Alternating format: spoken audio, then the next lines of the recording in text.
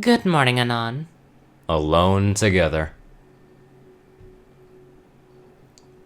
Morning time is not a good time. Your body aches, your eyes are heavy, your pleasant dream is ending, and yet you have to get up and do boring life shit. You shift in your bed, enjoying the cozy warmth of the blanket cocoon you've wrapped yourself in. You try to hold on, you try to get back to that epic dream of riding a plesiosaur into battle, but alas, it's to no avail. Quickly throwing your covers off, you slide out of bed with a grumble and a pouty face. You felt your hip pop as you shimmy-shammed your way across the room, bumping into counter after counter until you reached the door to the room. The morning tango is not a fun dance move, but, well, you had to endure it.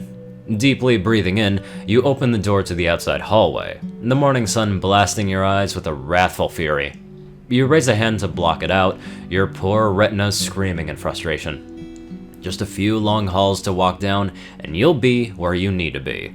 You just gotta deal with this for a little while longer. Easy now. One foot in front of the other, and soon you'll be walking out of the door. You see some guards watching you intently through blurry vision, and you try your best to ignore them. You weren't exactly a fan of being watched like some sort of zoo animal, but what were you gonna do about it? Evidently, humans weren't exactly the most common animal in this magical horse-populated land of joy. Alright, first hall done, and then the next, and then yet another. Your eyes are slowly adjusting to the light of the sun, and your pouty face curling ever so slightly into a slight look of indifference. Progress, it's progress. Before you were another set of double-set doors. Pushing with all of your frail morning might, you mustered the ability to open the doors. Congratulations! You can now enjoy breakfast and a hot cup of joe in the royal dining hall. Stepping inside, you quickly make your way over to the coffee machine. Strange how this world was both primitive and modern with its technology. You, however, are grateful for this advancement. After pouring yourself a cup, you quickly add some hazelnut creamer and 2 pockets of sugar. Sure, you were sure diabetes was on the menu in the future, but right now, you did not give the slightest of a damn. Taking a seat at the dining table, you take a swig of your glorious morning brew. The warm sensation that spreads throughout your body in response was simply divine. Nothing in the world could quite compare. Your stomach grumbled in annoyance. Though, some bomb-ass breakfast food was in direct competition. Reaching out, you grabbed yourself a banana from the fruit display. A simple appetizer before the chefs come and give you, and the 2 princesses you're waiting on the main course. Usually Celestia would be here right now, but you figured being a ruler and all would hamper one's ability to enjoy a quiet morning. Oh well. I guess you'll just have to wait. Bananas are still pretty good. You hear the dining room's doors open again, and a set of hooves clip-clopping soon after. Turning, you saw the Moon Princess looking exhausted and worn out. Her eyes drooping, her mane frazzled, yet she still bore a small smile.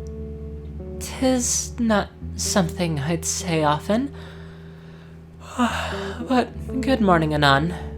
She strode up to the table and magicked herself an apple from the fruit display. After taking a few munches, she turned to speak once more. Did you sleep well? You nod your head.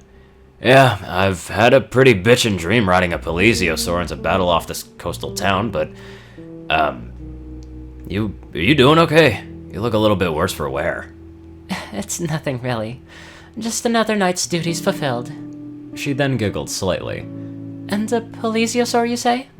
How intriguing. Maybe I should have visited your dream last night. You flush a little. Okay, so you might have had a bit of a crush on Moonbutt over there. Turns out you both relate to being out of place in this world, her being banished for 1,000 years of equestrian history, and you being whisked away here against your will. You, however, haven't had a lot of time to really spend with her, though. She's often dead asleep during the day, being the princess of the night and all, and you have to play the good old human representative during the day. You ignore that thought, though. You just want to enjoy this moment in time. Well, you're free to join any time, you know. Luna smiled wider than before. Perhaps I'll take you up on that offer. Say, where's our sister? I have no idea. I figure she got bombarded before even having a chance to get a morning coffee. I do not envy her one bit. Indeed.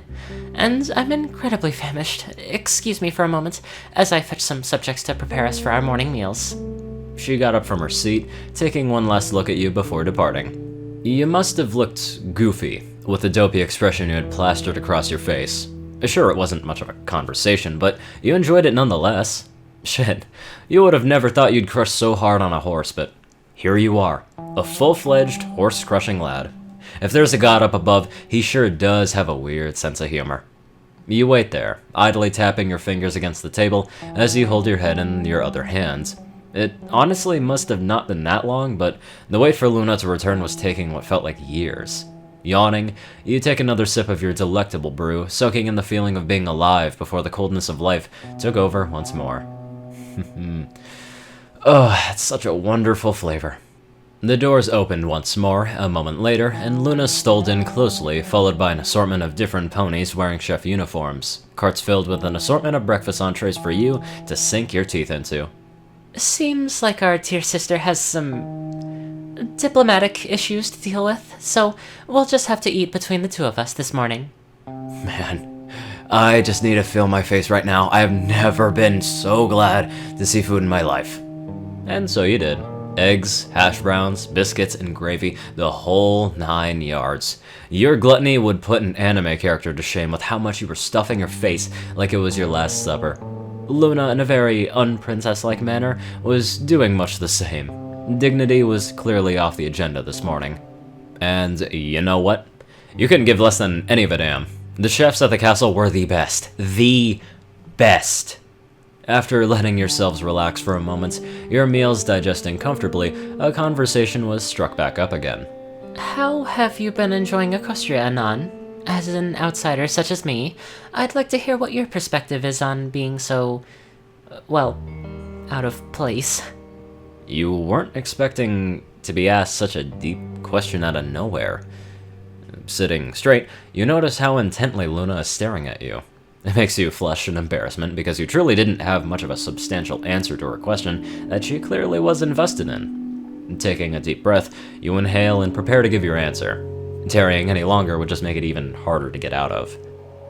Well,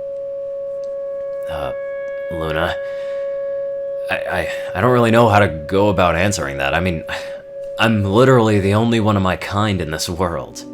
The ceiling suddenly became incredibly interesting. Like, I don't know.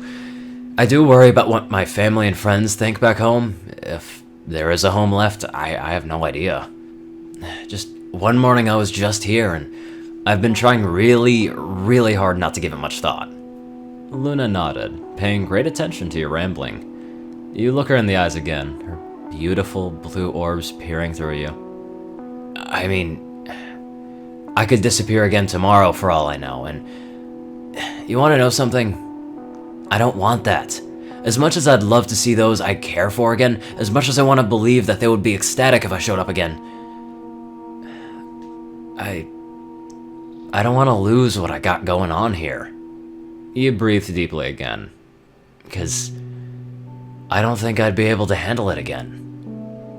I may not know what I've got going on ahead of me. This world is so different, and I feel so alone and out of place, but I want to try and find my place and fit in somehow. You, your sister, and the merry bunch down in Ponyville had helped out a lot in that regard, despite all the prodding and experiments Twiggy Wiggy likes to do. Luna got up from her seat, making you wonder what she was up to. You leaned back in your seat as she strode up towards you, almost pushing the seat back on its hind legs. She stood there in front of you for a moment before wrapping her forelegs around your midsection, wings outstretched to cover you as well. Your arms twitched, your face burning red. Despite living in happy horseland, you still weren't used to the usual affection ponies shown to one another. And honestly, you thought this was kind of sad.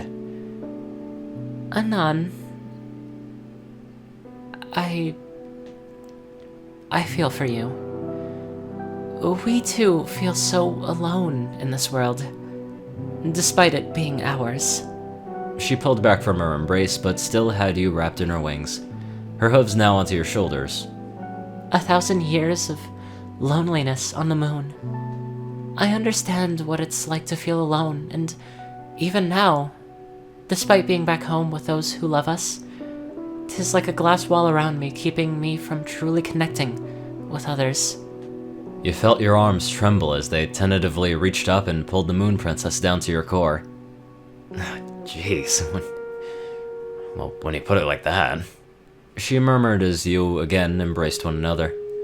It felt odd, giving affection like this, especially for one you had feelings for, but it all just came reflexively. The two of you pulled away, looking once again at one another. You pulled up your big boy pants, figuratively speaking, and tried to mutter your next words with confidence. Don't be a stranger, Luna. I've enjoyed the time that we've spent together. We could be alone, together. Nailed it. She chortled. My, I like that idea. She got up from you and yawned into her hoof. Some other time, perhaps, Anon. I do have to get some rest if I'm to watch over the night as a guardian come in the evening.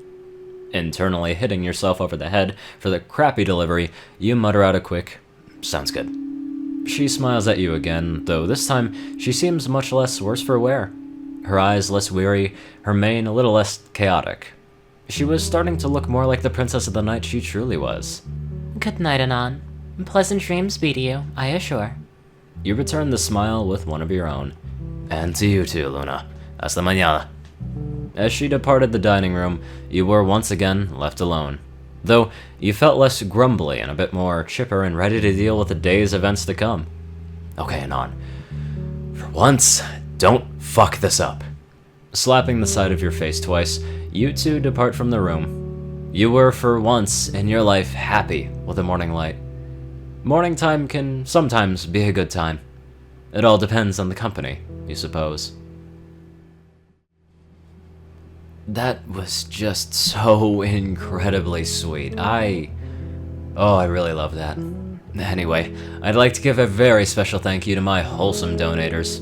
Yoshi Super Saiyan 2, Peter Coulthard, Dresdon, Nicholas Springthorpe, Dospo, Rainbow Dash 1990, RuneScythe 9852, CourierCruz CI, David D. Sanchez, Dwight Cornel, Gagi, Secret Moon, ORIAN KAIJU, Starlight Glimmer, Trey, Pokekiller Zach, Soul Dragon, Zach Britton, Joe Pierce E, and Reno. Thank you all very much for watching this video, and I'll see you all in the next one.